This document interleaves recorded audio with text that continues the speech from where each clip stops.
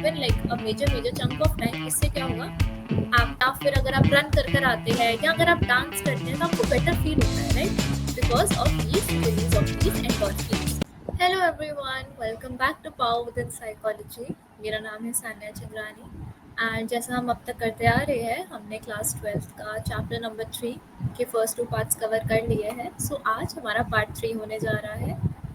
So we are going to cover meeting life challenges, chapter number 3 of your NCERT का part number 3. This is going to be our final part.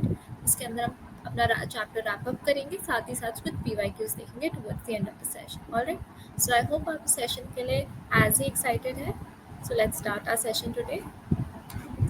Power Within, as you all know, it is our leading mentorship and publishing platform, and we have trained more than 10,000 people here. ये हमारे कुछ courses हैं जिनमें आप enrol कर सकते हैं। सो आपके लिए बेस्ट कोर्स क्या रहेगा? RM batch, which is for our bachelors in psychology for our CUET UG 2026। तो अगर आप अपनी ड्रीम यूनिवर्सिटी टारगेट करना चाहते हैं, be it your Delhi University, Jamia, Christ और any other university, you want to do your bachelor's there in psychology, RM batch is the course for you. We have started with chapters. वहाँ पे आपको detailed analysis मिलेगा हर एक chapter का. Everything would be in much more detail. Theories will be explained in a much clearer manner. साथ ही साथ आपको notes provide भी किए जाएंगे and you will have all the PYQs from your 2022 till your 2025. Next है हमारा लक्ष्य batch, which is for masters in psychology for people who are doing the CUET PG. Then we have Safalta batch, which is previously for MPhil Clinical Psychology, now for MA Clinical Psychology exams, RCI approved. And we have Sankalp batch for people who want to crack the UGC NET JRF and साथ ही साथ अपना GATE exam. तो इन सब के admissions are open. आप inquiry कर सकते हैं. You can contact the number down below if you have any other questions. Alright? Okay. So these are some of our toppers since the past 4 years, and in सब ने Air India rank 1 score किया है, and they all are from Power Within. So that shows you what a success this platform has been, right? So अगर आपको भी इसमें enroll होना है, you want your picture over here, आपको पता है आपको कौन से कोर्स में enroll करना चाहिए. Okay, let's start with our chapter today. So अब हमारा last part बचा है, which is coping strategies. Coping strategies क्या होता है? सबसे पहले coping क्या होता है? जब हम किसी चीज़ से cope करते हैं, stressful demand से cope up करते हैं, right? So उसमें हम 2 टाइप की coping देखेंगे जो हमारे एंडलर एंड पाकर्ड ने दिया. 3 types of coping. First is हमारा टास्क ओरिएंटेड कोपिंग. अगर आप वर्ड को देखिए, इसमें आ रहा है टास्क. इसका मतलब है कि हम प्रॉब्लम से यहाँ पे डायरेक्टली डील कर रहे हैं, राइट? हम सॉल्यूशंस फाइंड आउट कर रहे हैं to solving that task. We are gathering information to solve that task. तो हम बेसिकली सिर्फ और सिर्फ टास्क पे फोकस कर रहे हैं. अब किसी ने एग्जाम में अच्छा स्कोर नहीं किया, राइट? तो अब उनके लिए क्या टास्क रहेगा? अच्छा स्कोर करना. So that would be a challenge for them. So now they will start studying more, right? They will also ask questions to their teachers. अपने friends का support ले सकते हैं in studying. So all these are task-oriented coping strategies. Alright?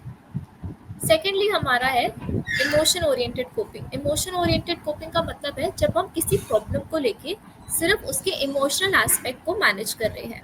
For example, आपके breakup हुआ है from a long term relationship, right? उसके where do you go? हो सकता है आप थेरेपी सीख करो, हो सकता है अपने फ्रेंड्स को जाके वेंट आउट करो, हो सकता है आप अपने आसपास के लव्ड वन से सपोर्ट मांगो, राइट? सो जब आप इमोशंस को टैकल कर रहे हो, अपनी फीलिंग्स एक्सप्रेस कर रहे हो, इमोशनल सपोर्ट सीख कर रहे हो, that is emotional oriented coping, right? इसमें हम सिर्फ और सिर्फ emotional response to the stressor को ही देखते हैं. ऑलराइट, आई होप ये क्लियर था. लास्ट इज हमारा अवॉइडेंस ओरिएंटेड कोपिंग. इसका मतलब है जब भी कोई स्ट्रेसफुल सिचुएशन हमारे पास आएगी, हम उसको अवॉइड कर लेंगे बाय, हो सकता है by distracting ourself, by procrastinating, by not acknowledging its existence, right? For example, अगर आपके अच्छे मार्क्स नहीं आए और आप बहुत स्ट्रेस्ड हो, तो आप क्या करोगे? आप बोलोगे छोड़ो मैं सो जाता हूँ, कल देखते हैं क्या करना है इस बारे में, राइट? या आपका एग्जाम आ रहा है और आप बहुत स्ट्रेस्ड हो और आप प्रोक्रेस्टिनेट करने लग जाते हो. So all these are ways of escaping the stressor, right? So this is हमारा avoidance oriented coping. Alright? I hope आपको ये तीनों चीज़ें क्लियर थी, इन तीनों के बीच में डिफरेंसेस भी क्लियर थे. To brief it up, task oriented is just related to your task, emotion just related to emotional capacity, and avoidance oriented avoiding the major stressor. Okay. So अब हम देखते हैं और 2 टाइप की मेजर कोपिंग स्ट्रैटेजीज, ठीक है, जो हमारे लजोरस ने दी थी. सबसे पहली is problem focused coping. Problem focus के मतलब हम सिर्फ और सिर्फ प्रॉब्लम पे फोकस कर रहे हैं, हम डायरेक्ट एक्शन ले रहे हैं towards the problem by eliminating और reducing the stressor, right? For example, a student struggling to understand lectures अपने प्रोफेसर से पूछ सकता है कि क्या आप मुझे एक्स्ट्रा हेल्प दे सकते हो, या अपने नोट्स बोरो कर सकता है फ्रॉम अ क्लासमेट, राइट? तो यहाँ पे सिर्फ और सिर्फ डायरेक्टली हम प्रॉब्लम को फोकस कर रहे हैं, तो एक तरह से हम इसको टास्क फोकस कोपिंग भी कह सकते हैं।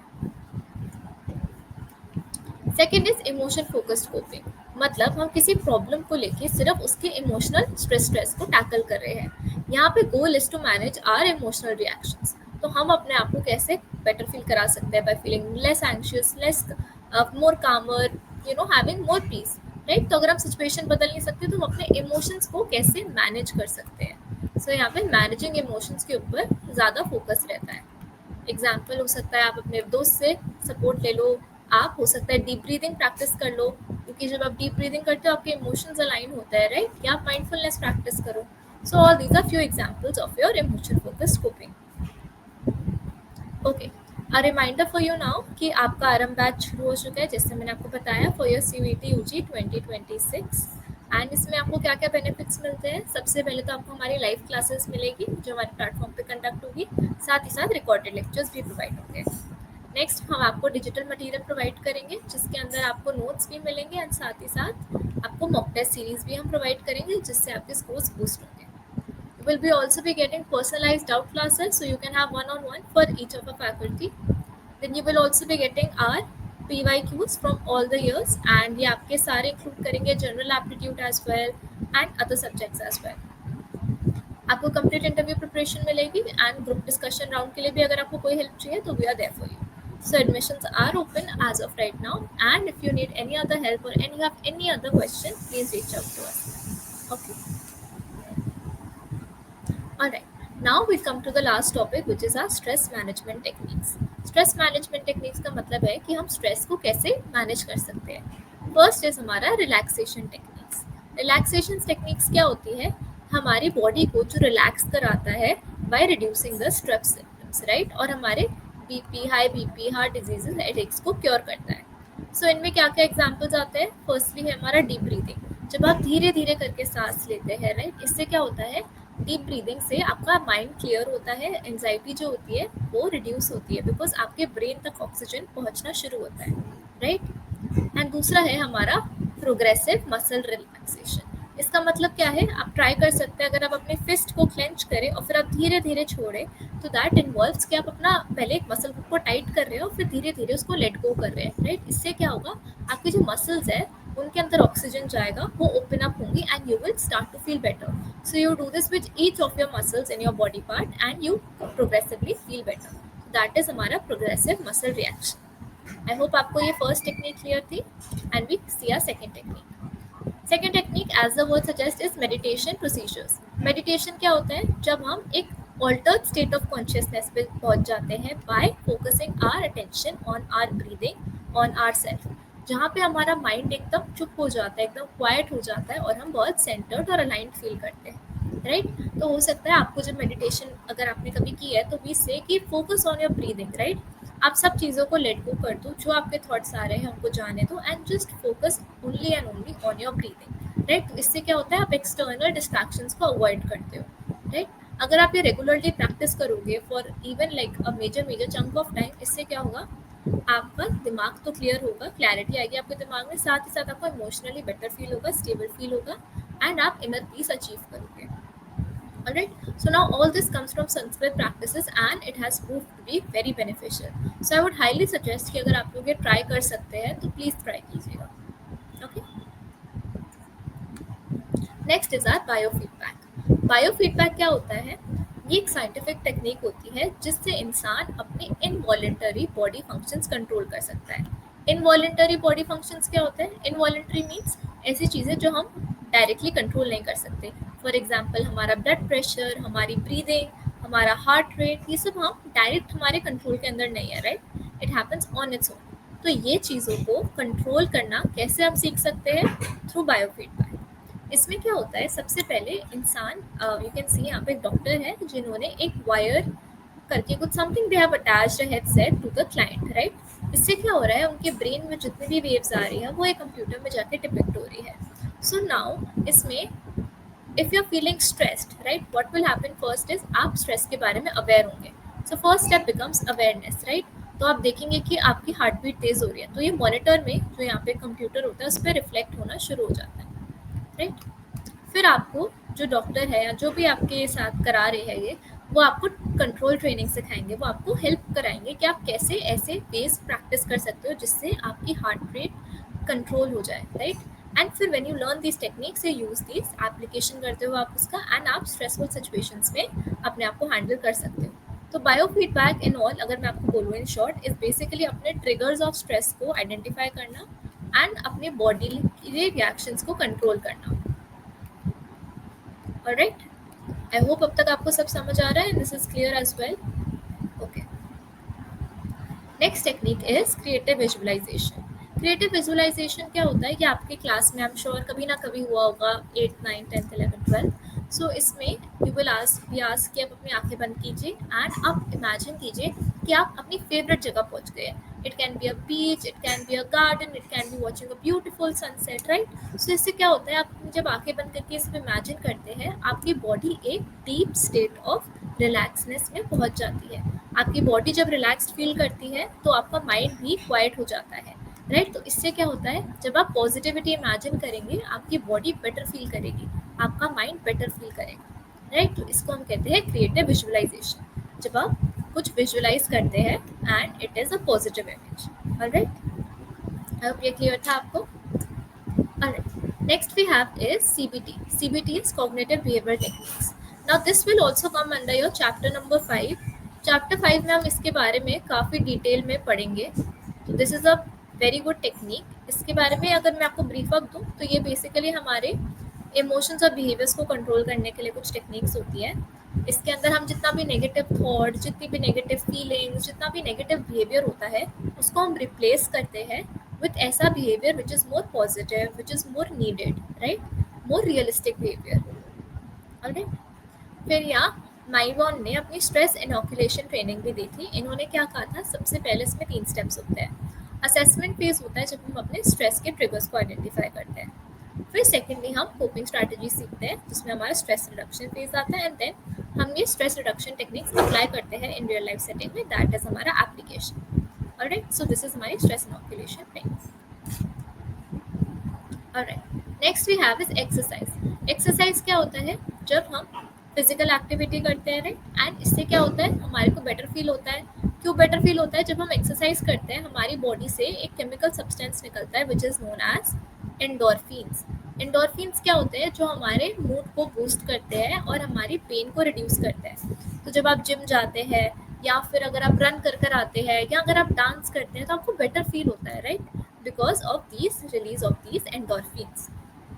साथ ही साथ when you exercise every day आपका हार्ट रेट है वो इंक्रीज होता है, आपका ब्लड सर्कुलेशन बेटर हो जाता है, आपकी लंग फंक्शनिंग बेटर होती है, आपका ऑक्सीजन सप्लाई भी इंक्रीज हो जाता है. Alright, so now we have covered all the stress management techniques. So now we'll move on to our next topic which is stress resistant personality.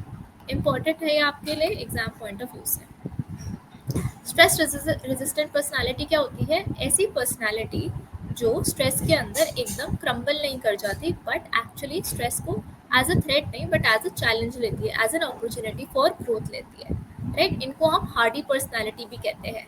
And ये concept किसने दिया था, हमारे सुजैन कुबैसा ने. ठीक है, हार्डी पर्सनालिटी काफ़ी ज़्यादा रेजिलियंट होती है, मतलब they are able to bounce back from difficult situations. Optimistic होती है, मतलब पॉजिटिव होती है.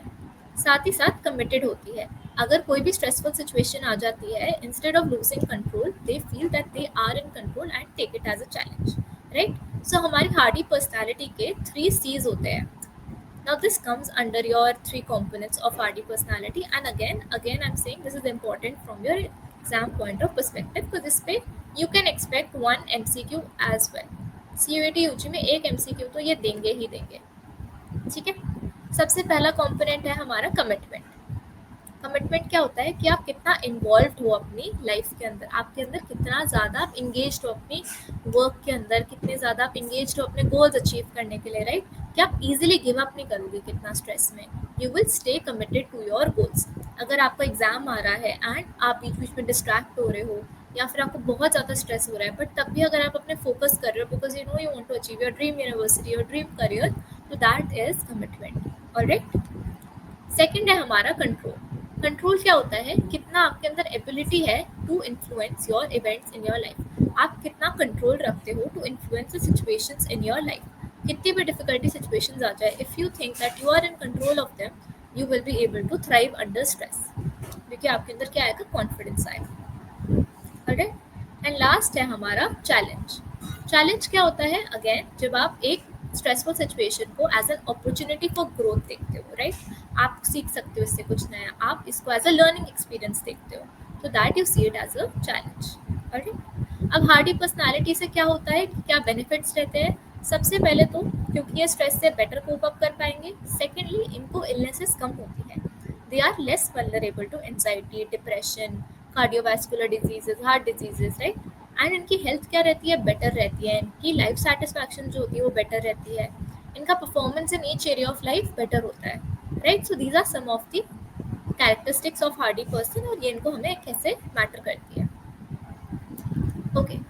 Next we have is types of support. Again, this is also a fairly important topic and this can also come under your CUET PG का exam.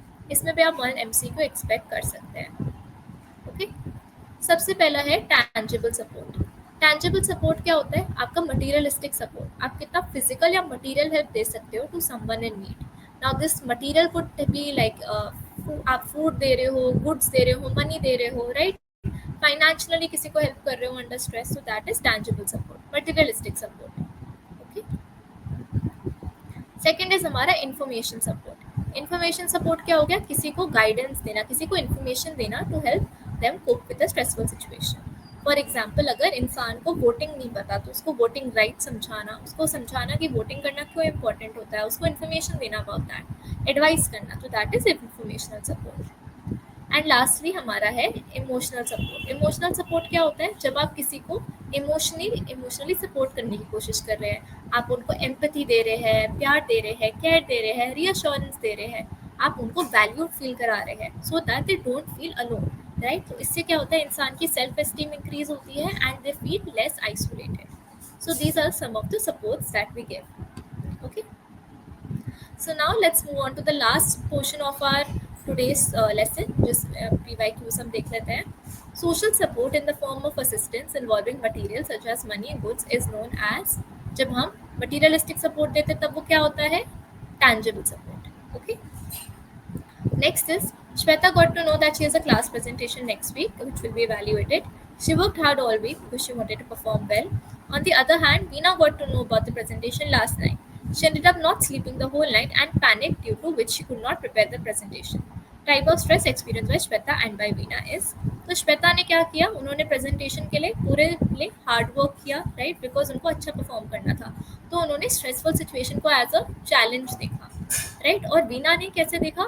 She panicked, right? And उन्होंने procrastinate किया, तो उन्होंने it as a negative चीज देखी, तो उन्होंने as a threat देखा. तो हम क्या कह सकते हैं? Shweta experienced you stress which is positive stress, and जो हमारी वीना थी, क्योंकि उन्होंने एज अ नेगेटिव चीज देखा, इससे थ्रेट देखा, तो she experienced this as a distress. Okay, I hope this was clear. Next is, a child is going through a tough time and facing problems in school. He decided to discuss same with school counselor so he can vent out his feelings. Identify the type of coping response.